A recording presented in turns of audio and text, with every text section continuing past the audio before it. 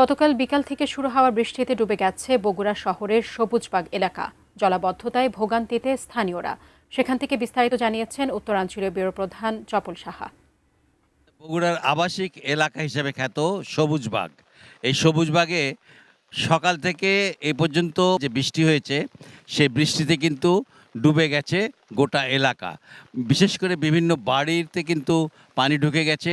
আর এই এলাকাটা আপনি দেখতে পাচ্ছেন যে খান্দার পর্যন্ত, এখান থেকে প্রায় 1-1.5 কিলোমিটার পর্যন্ত কিন্তু পানির তলে চলে গেছে। তো বৃষ্টির কারণে কিন্তু দেখা যাচ্ছে যে মানুষ কিন্তু বেশ কষ্টে আছেন এবং তারা কিন্তু চলাচল করতে খুব কষ্ট পাচ্ছেন এবং ডুবে গেছে।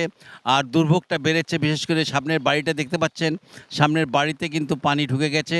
অর্থাৎ বেশ কিছু বাড়িতেই কিন্তু পানি ঢুকে গেছে, যে কারণে এখানে বাড়ি সবাই উঁচু করে তৈরি করছেন। তারপরেও যারা আগে বাড়ি তৈরি করেছেন তাদের বাড়িগুলো কিন্তু আপনার ডুবে গেছে। আপনারা দেখতে পাচ্ছেন যে আপনার যানবাহনগুলো আসছে, বিশেষ করে এই গাড়িটি আসছে, এই গাড়িটা কিন্তু পানি ঠেলেই আসতে হচ্ছে তাকে, কারণ প্রচণ্ড রূপে আপনার হলো পানি উঠে গেছে এই জায়গাতে। এই জায়গায় পানি নামার কোনো ড্রেনেজ কোনো আসলে ব্যবস্থা নেই।